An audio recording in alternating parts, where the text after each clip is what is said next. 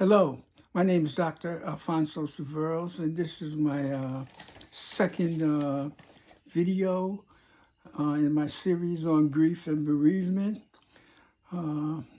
Grief is a natural response to traumatic loss or loss of a loved one for humans and also for animals. We've seen grief in the animal kingdom. There's been some very unusual stories of elephants grieving and mourning their dead and other species.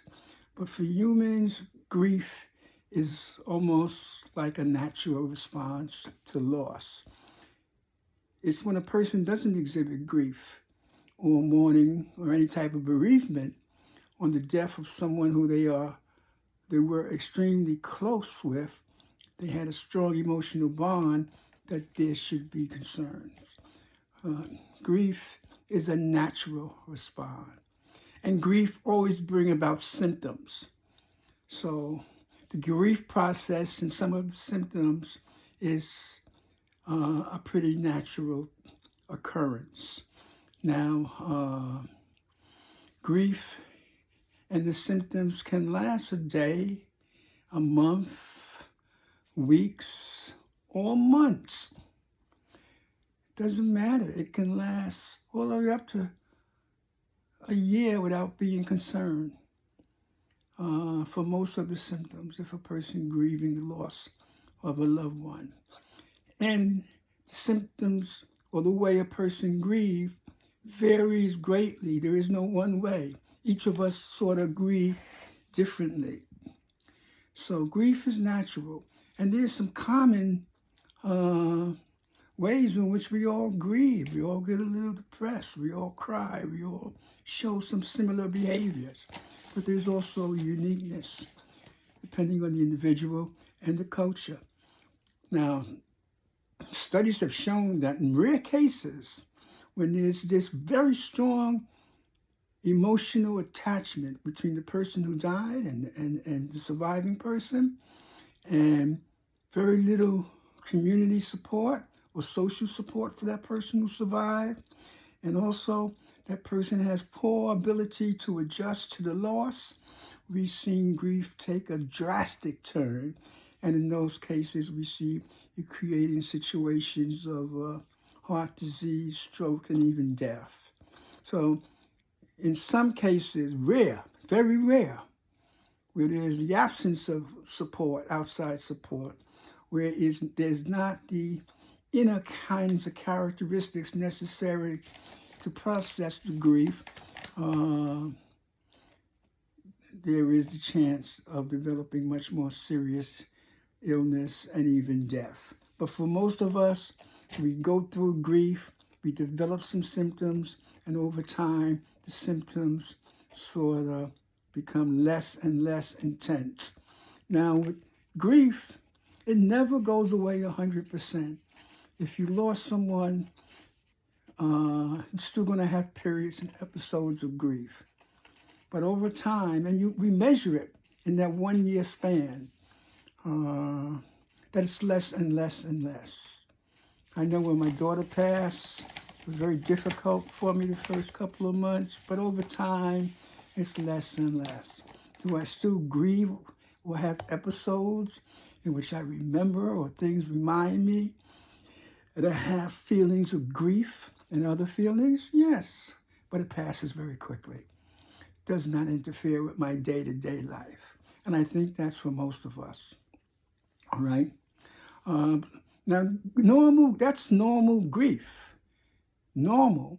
And normal grief, it can create all kinds of symptoms from problems with gastrointestinal, stomach ache, stomach pain, to weight loss, weight gain.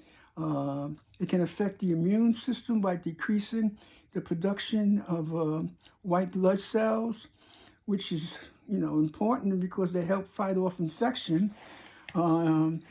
Grief can interfere with sleep, lack of energy, muscle aches, headaches, numerous symptoms, because grief affects the immune system. So the variety of symptoms that it can produce is across the board. The immune system is the only system we have for protection in our body.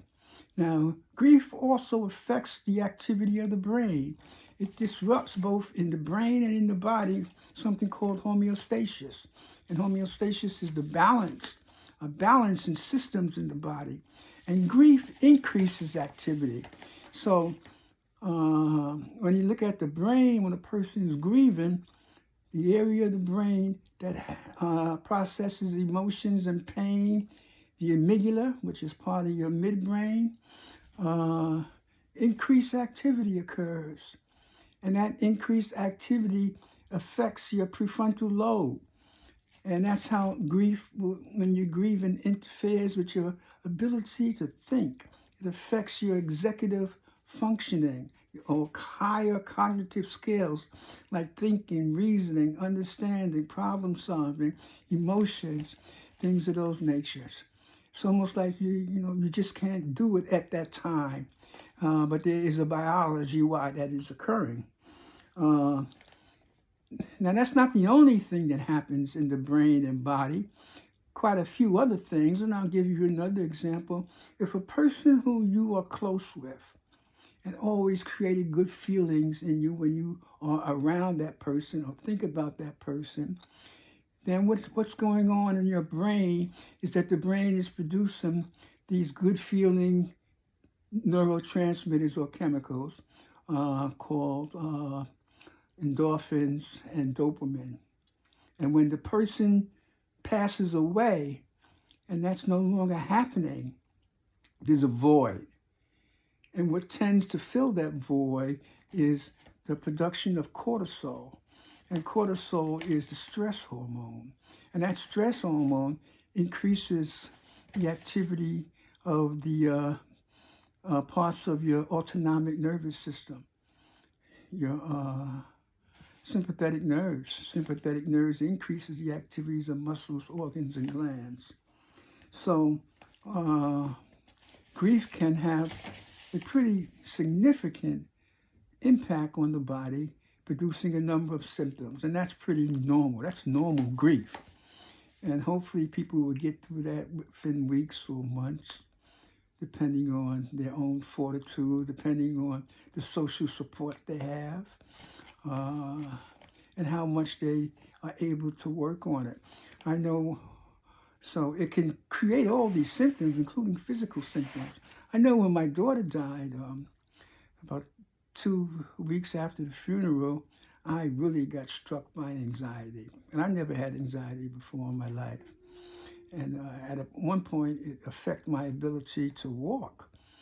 And I knew that I had to deal with that grief and the anxiety produced, because grief always produces anxiety and to some extent depression. And I was able to do that in a matter of 2-3 weeks. And the anxiety attacks I was having was gone. But that's for parts of another lecture. Now, understand that normal grief, all the grief I'm talking about is normal grief. And with normal grief, we have to adjust and adapt. The more we can adjust to the loss and adapt to the loss, the quicker the symptoms can decrease and things to some extent can go back to normal. But you never, ever fully get rid of grief. It's going to be there. Sometimes people talk about grief and they try to put it in stages. And they use Elizabeth Kubler-Ross stages of death and dying. And she developed this theory on stages of death and dying by working with terminally ill patients. And her stages was denial, anger, bargaining, depression, and acceptance. And for her, that was the stages people went through. And some people, terminally ill may skip the stages. These stages are not applicable to grief, since everybody grieves differently. Some of them, there may be some of that going on, but it's not something that you can say grief goes through these stages. Now, how do we get to abnormal grief when grief gets to be a disorder? Normal grief can last a few days up to a year. When you get to that 12-month mark, people should have adapted to the loss, adjusted to the loss, and that loss has less and less interference in the person's life. However, if that loss is increasingly interfering and debilitating, affecting a person's ability to function, either by the person having trouble accepting the death after a year, or the grief interferes with your ability in your day-to-day functioning, or you're always having these intrusive thoughts, distressing images around the person who's died, or there's some avoidance behavior. You don't want to talk about a situation or deal with a situation around the person that died. If these things are happening after a year, then a person really should seek help, because they may be developing abnormal grief, or what we call complicated grief disorder. Now, that's a whole other ball game, and complicated grief disorder can be very debilitating. So what's important here is that, there's no guarantee on how long a person should grieve. But when it gets past a year, and up to that year, then there's concerns, especially if it's addressed, if those other criteria I mentioned, those are 4 criteria are occurring. Now, it's not that easy, because grief also produces anxiety and depression. And anxiety, what is anxiety? Anxiety, you can think of anxiety as being expressed in different ways. Anxiousness, nervousness, tension, pressure, guilt. That's anxiety. And anxiety, usually some combination of those, all right? Grief always produces some anxiety. How much depends on the individual, all kinds of other factors, even genetic factors. Depression is the absence of joy, the absence of hope, the absence of purpose, seeing everything as meaningless. Grief produces some mild form of depression, where it's not a complete absence of joy. However,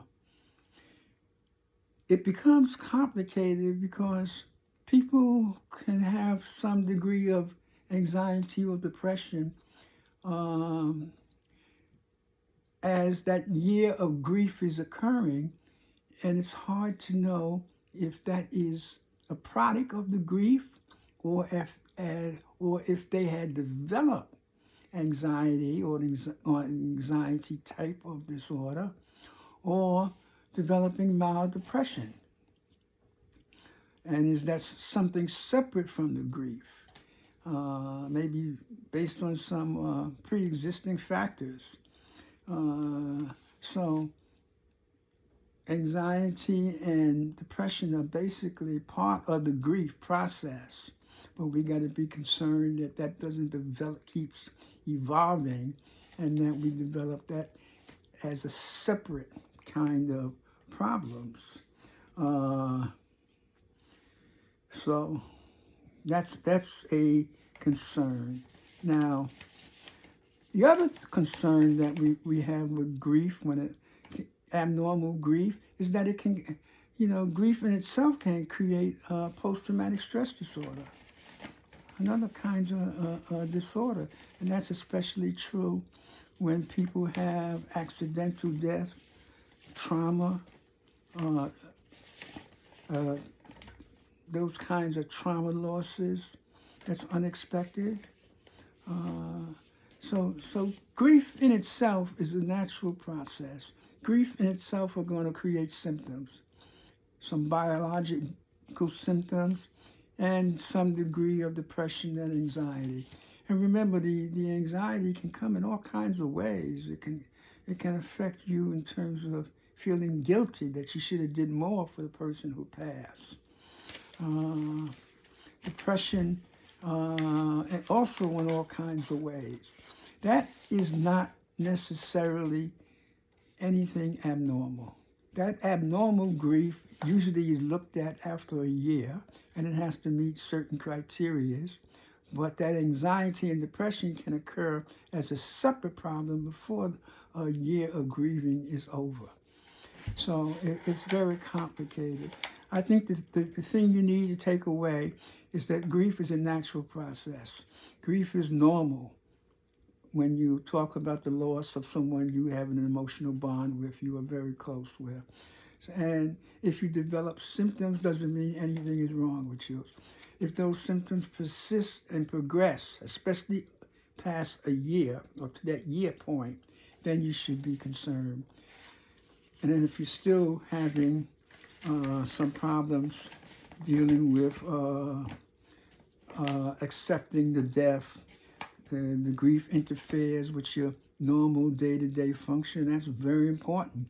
If it interferes with normal day-to-day functioning, having these intrusive thoughts and some avoidance behavior, then you may be developing a complicated grief disorder.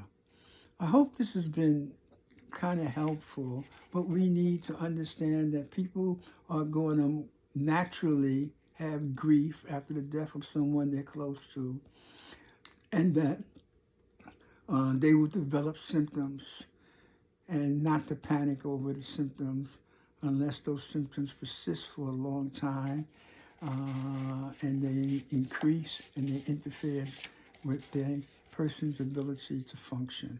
For most of us, we can grieve 5, 6, 7 months, and then the symptoms sort of go away, and we sort of go back to normal.